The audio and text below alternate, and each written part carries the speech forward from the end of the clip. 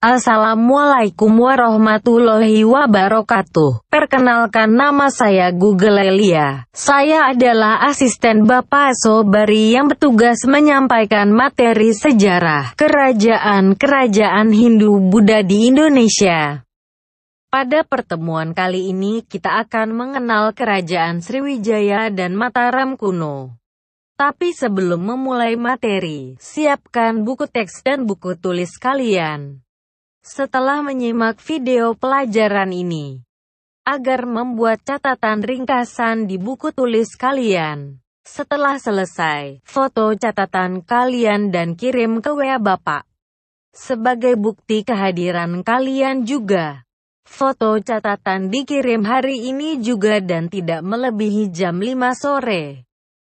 Kerajaan Sriwijaya. 1. Kehidupan politik. Sumber-sumber sejarah yang dapat digunakan untuk mengetahui kerajaan Sriwijaya adalah sebagai berikut. A. Berita-berita dari Cina, India, Malaka, Ceylon, Arab dan Persia. B. Prasasti-prasasti. 6 di Sumatera Selatan dan 1 di Pulau Bangka.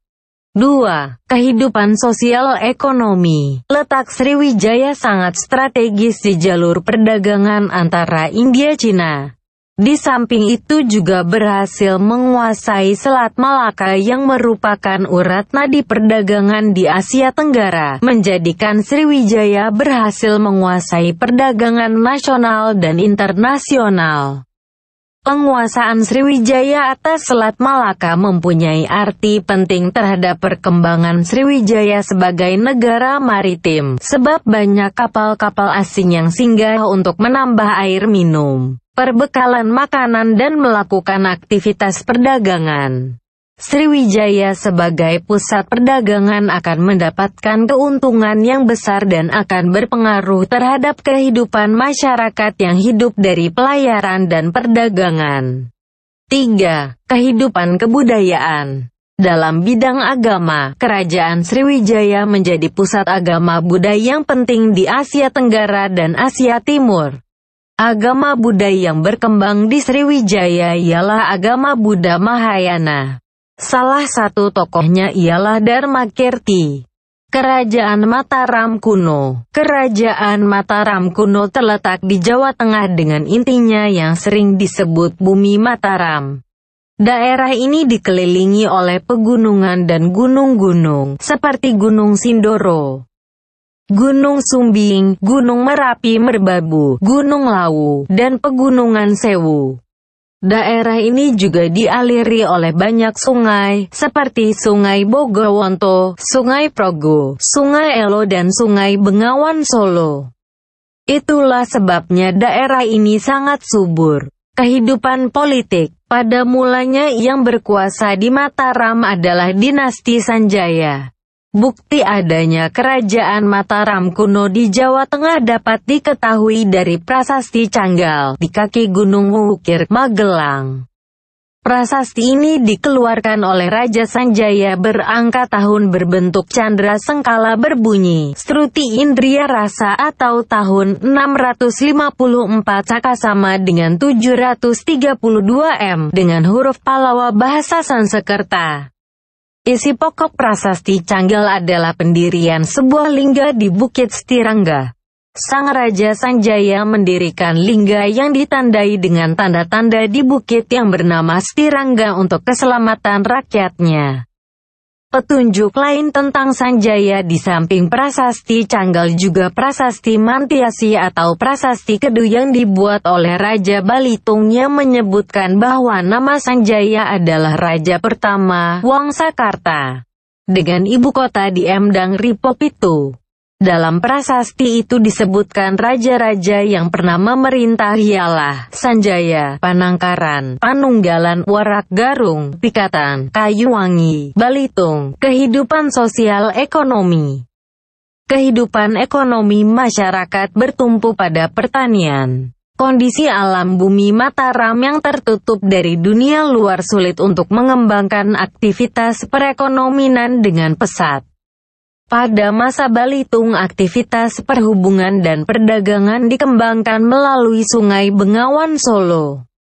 pada Prasasti Wonogiri 903 bahwa desa-desa yang terletak di kanan kiri sungai dibebaskan dari pajak dengan catatan harus menjamin kelancaran lalu lintas lewat sungai tersebut. Kehidupan agama dan kebudayaan. Bumi Mataram diperintah oleh dua dinasti, yakni dinasti Sanjaya dan dinasti Shailendra. Dinasti Sanjaya beragama Hindu dengan pusat kekuasaannya di utara dengan hasil budayanya berupa candi-candi seperti Gedong Songo dan Dieng.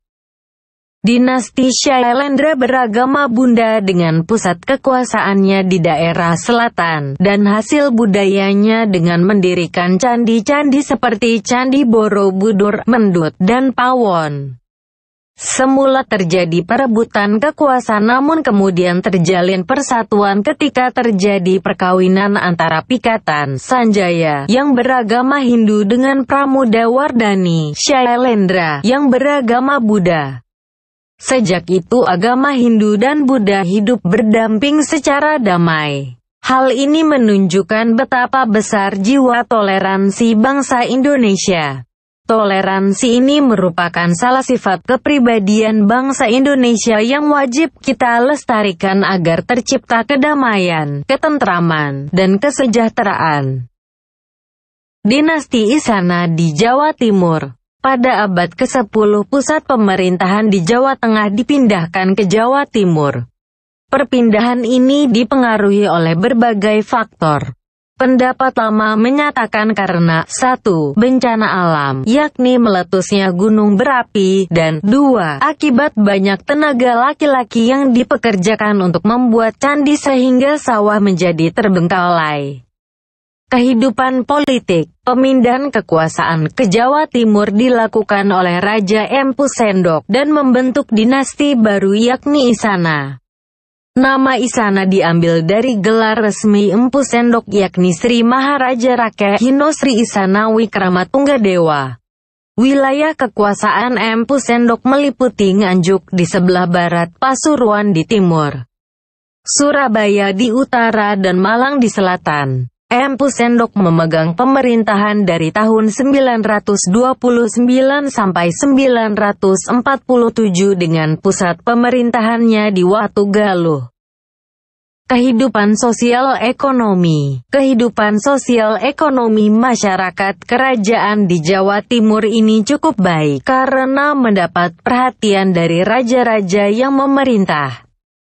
Di antaranya Airlangga yang memerintahkan membuat tanggul di Waringin Pitu, Prasasti Kalegen 1037, dan waduk-waduk di beberapa bagian sungai berantas untuk pengairan sawah-sawah dan mengurangi bahaya banjir.